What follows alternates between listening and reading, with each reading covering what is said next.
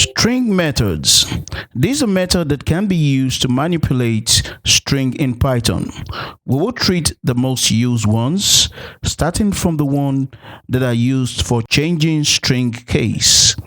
In this example, you can see I have a variable that stores a string, and I'm just going to print out the variable and to my output here. I want to draw a line. So I'm going to use dash multiply by 35. It's going to multiply this by 35.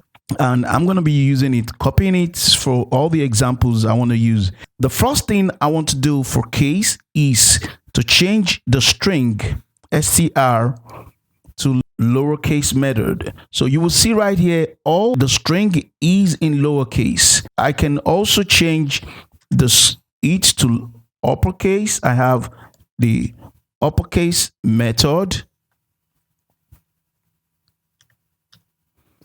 upper. The uppercase method will change the string to uppercase. Then also I have the capitalize method. Capitalize will change only this first item to capital letter, and it's going to make every other one small letter. You can see right here, Python is in capital, the P is in capital letter, the Y is in capital letter, but right here, it made everything small letter. The capitalize method will only capitalize the first character in your string.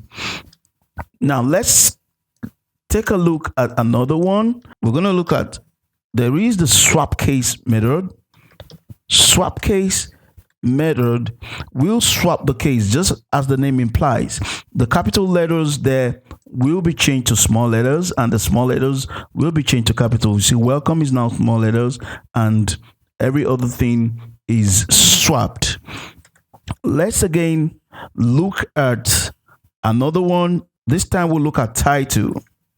Title makes the first character of every word in your string capital letter.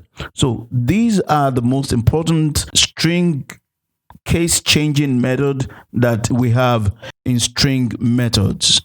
Let's take a look at another one for finding and counting string. If I want to see the length of the string, all I'll do is I'm going to run the len function and put the string inside.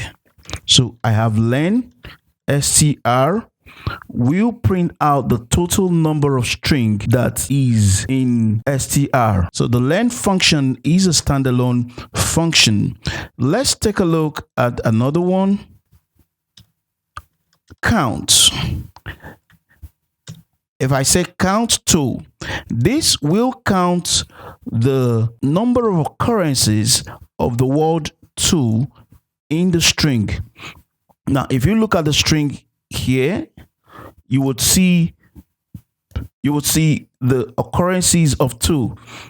We have TO here, and then we have TO here also. So this gives us the total number of occurrences of the word 2. Another method is endsWith. The endsWith method returns true if the string ends with a particular word. So in this instance, I'm checking, this is the string, it ends with the word tutorial. So if I put tutorial right here, it's going to say true. But if I put Python, it's going to say false because it doesn't end with Python. Another example is just like endsWith, which is startsWith. Of course, you know what that is. If I say Python, it's going to return false because the statement actually starts with welcome. So if I put welcome here, it's going to return true.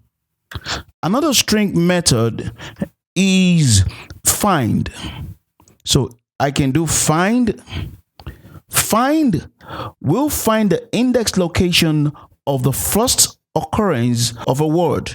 So I want to find the first occurrence of the word 2.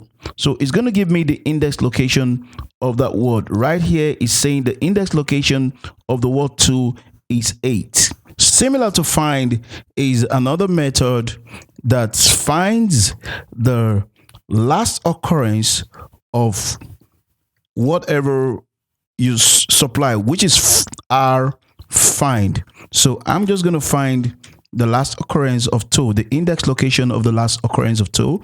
Like you can see here for find, the first index location is 8. For rfind, the index location is 52, and that is this one. It does the same thing. Find will locate the first, and rfind will locate the last. There are other two methods that work exactly like this, and that is index. So I'm just going to copy these two and change them to index. So right here, index will give 8 and our index will pick the last one. You can see the numbers, the values are the same thing. For find is 8, for index is 8, for rfind is 52, and for our index is 52. The difference is if find cannot find the string is looking for, it's going to return -1. So for instance, if I do 2 and I change 2 to top is not in the string. So if I change it to top, you'll see it's going to change the value from 8 to -1.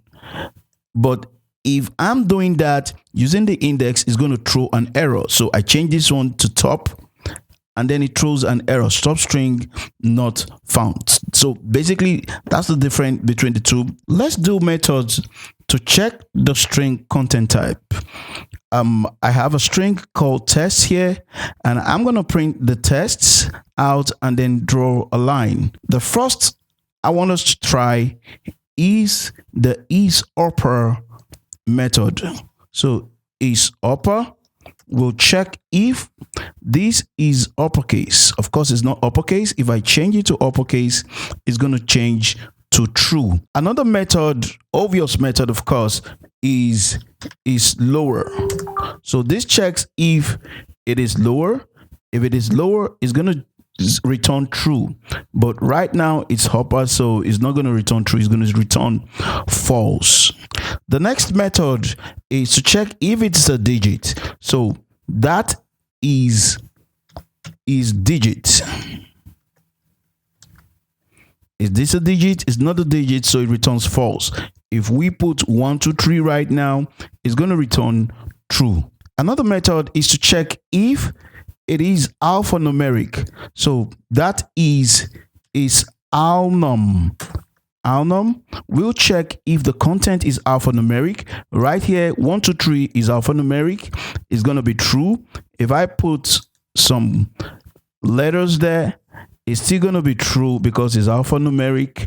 But if I add maybe a minus sign or something, or dash, you see it has changed to false because alphanumeric are just numbers and alphabets. Another string method is to check if it is an alphabet. So right here is not an alphabet. So if we take this out and change it to word or just anything you type in there, it's either small letter or capital letter, is going to show true. Another method is ASCII. The isAscii checks if it is an ASCII character. So right now it's true. If you put number, these are ASCII characters, it's true.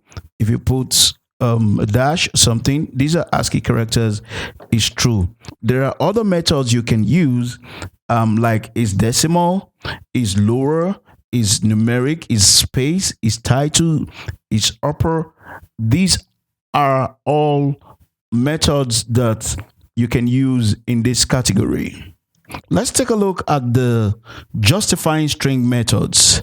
These methods add leading or trailing characters to a string to justify it to the center or to the left or to the right using specified number of characters. I'm going to paste this code which print out welcome to Python from this string, and then it prints out this asterisk 35 times. So I want to start with the center method in the justifying string set of method. So if I say dot center 50, let me say 30, is going to center the word welcome in 30 spaces.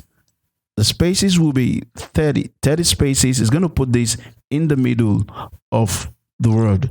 And we can also still do same center, but this time we're going to state what we want to use to center the text. Right now, the first one centers the text using space.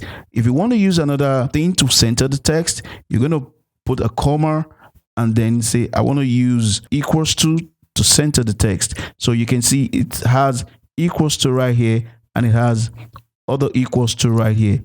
Now note, this is 30.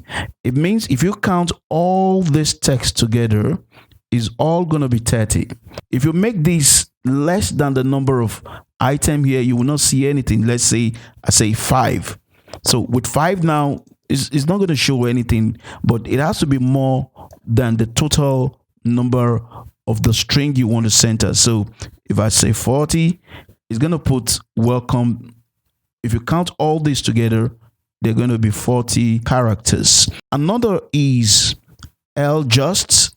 Ljust will center to the left. So instead of center, I'm just going to put justify. Ljust. So ljust will center to the left. So it writes welcome to Python, and then it has other characters as specified here. If I change this to asterisk now, it's going to be asterisk. So similar to ljust, also is rjust. Rjust centers to the right. So you can see right here is to the right, the asterisks are to the right, and then the word welcome to Python.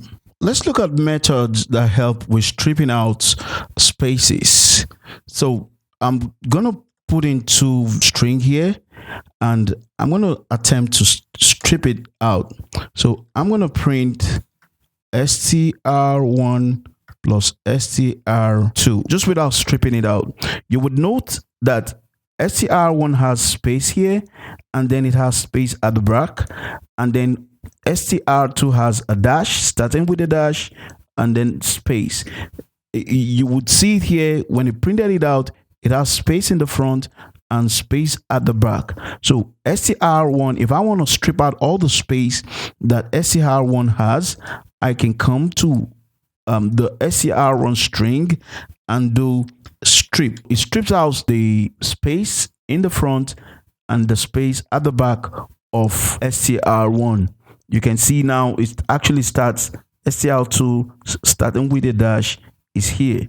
I can decide to strip out only the left string from my variable. So I can do lstrip. Lstrip is a method to strip out only the left string. So it strips out this part. That's why there is no space here. It leaves this other part. This other part, there is space in between here. Then you can also do rstrip.